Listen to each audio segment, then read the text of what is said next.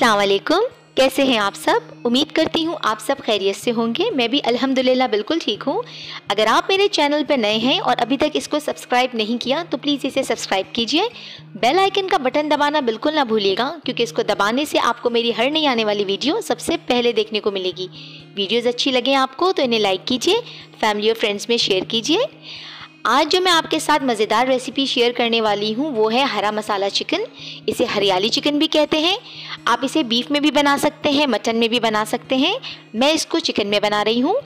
Recipe card जो है मैंने डिस्क्रिप्शन बॉक्स में मेंशन किया हुआ है। ये सब कुछ आप लोग की कन्वीनियंस के लिए है, ताकि जब अभी आप लोग मेरी रेसिपी को सही से देखें, सारे स्टेप्स फॉलो करें सही से, और जब आप लोग बनाएं तो ये बेहतरीन बने। तो चलें बग़ैर टाइम को ज़ाया किए हुए बिस्मिल्लाह पढ़ते हुए अपनी रेसिपी स्टार्ट करते हैं। बिस्मिल्लाहिर्रहमानिर्रहीम। मैंने सबसे पहले कढ़ाई में ऑयल डाल लिया। ऑयल जैसे ही हमारा गर्म होगा हम इसमें प्याज डाल देंगे। प्याज को जो है हमने गोल्डन ब्राउन करना है और मुसलसल हमने चमचा जो है चलाते रहना है स्पून, ताकि हमारा प्याज जो है वो इक्वली कलर का आए, कहीं डार्क और कहीं लाइट ना हो। मैं उम्मीद करती हूँ आप लोगों को मेरी रेसिपीज़ बहुत अच्छी लग रही होंगी। अगर आपको मेरी रेसिपीज़ अच्छी लगती हैं तो प्लीज़ इन्हें लाइक करें और चैनल को सब्सक्राइब करें। बहुत सारे लोग हैं जो वीडियो देखते तो ज़रूर हैं, लेकिन चैनल को सब्सक्राइब नहीं करते, वीडियो को लाइक नहीं करते। तो प्लीज़ एक दूसरे को सपोर्ट करें, एक दूसरे का साथ दें। Thank you. अब देखिए हमारी प्याज जो है वो गोल्डन ब्राउन की तरफ आ चुकी है। इस टाइम आपने बहुत ज़्यादा ख्याल रखना है, क्योंकि इस टाइम जो हमारा तेल होता है वो काफ़ी गर्म हो चुका होता है, तो प्याज बड़ी तेज़ी से अपना कलर चेंज करती है। मैंने इस वक्त फ्लेम को ऑफ़ कर दिया है। अब ये जितना कलर है ये फ्लेम ऑफ में ही आएगा। अब मैं प्याज को बाहर निकाल लूँगी और इसे ठंडा होने के लिए रख दूँगी, ताकि जो हमारी प्याज है ये रूम टेम्परेचर पर आ जाए। जैसे ही हमारी प्याज रूम टेम्परेचर पर आ जाएगी मैं आपको बताती हूँ हमने क्या करना है। अब मैंने उसी ऑयल के अंदर, जिसके अंदर अभी प्याज लाल की थी, अदरक लहसुन डाल दिया है। अदरक लहसुन को हमने इसका कच्चापन दूर होने तक भूनना है, जो कि 2 मिनट लगते हैं कच्चापन दूर होने में। आपने मुसलसल जो है वो चमचा चलाते रहना है, ताकि हमारा अदरक लहसुन भी जो है वो लगे नहीं। और फ्लेम को आपने लो ही रखना है, ज़्यादा हाई पे नहीं लेके जाना फ्लेम को। अब देखिए हमारे अदरक लहसुन का कच्चापन दूर हो चुका है। अब मैं इसमें चिकन ऐड कर रही हूँ। क्वांटिटी सब कुछ जो है मैंने डिस्क्रिप्शन बॉक्स में मेंशन किया हुआ है। ये सब कुछ आप लोगों की सहूलत के लिए है। रेसिपी कार्ड वहाँ पे अवेलेबल है। आप लोग अभी मेरी रेसिपी को सही से देखिए, फॉलो कीजिए सारे स्टेप्स को, ताकि जब बनाएं तो वो बेहतरीन बने। ये सब कुछ मैं आप लोगों की सहूलत के लिए कर रही हूँ, क्योंकि अगर अभी आप लोग मेरी रेसिपी को सही से नहीं देखेंगे, स्टेप्स को सही से फॉलो नहीं करेंगे, तो फिर रिजल्ट परफेक्ट नहीं आएगा।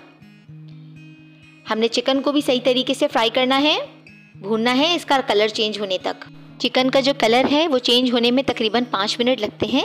आप इसे मटन या बीफ में बनाएंगे तो उसमें भी हमें इतना ही टाइम लगने वाला है। फ्लेम को जो है आपने हाई रखना है, फ्लेम को लो नहीं रखना।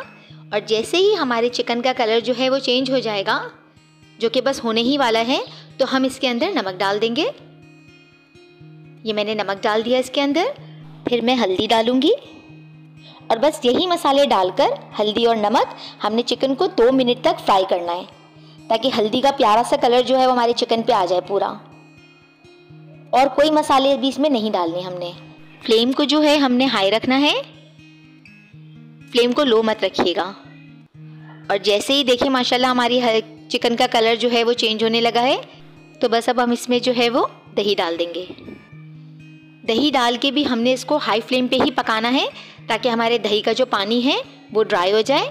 फ्लेम को हमने हाई रखना है और बहुत अच्छे से भुनाई करनी है अपनी चिकन की।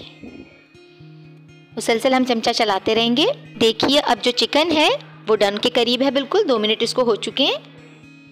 अब हमने क्या करना है, ब्लेंडर के अंदर जो मैंने प्याज लाल की थी, जिसे मैंने ठंडा होने रखा था, ये मैंने ब्लेंडर ले लिया। इसके अंदर मैंने प्याज डाल दी है, बादाम डाल दिए हैं, हरा धनिया, पुदीना, हरी मिर्च, और सारी क्वांटिटी डिस्क्रिप्शन बॉक्स में है मैंने कितना कितना लिया है। और उसको सबको मैं ब्लेंड कर लूँगी अच्छे से।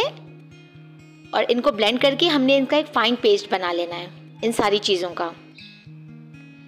मैं आपको फिर बता रही हूँ, मैंने क्वांटिटी जो है वो मेंशन की हुई है, इसलिए आप लोग बिल्कुल भी परेशान ना हो। मैंने जो डाला है, जितना डाला है, सब कुछ वहाँ पे मेंशन है। अब मैं वो जो मैंने अभी पेस्ट बनाया है वो मैं इस मसाले के अंदर, इस चिकन के अंदर ऐड कर दूंगी और इसको अच्छे से मिक्स कर लूँगी।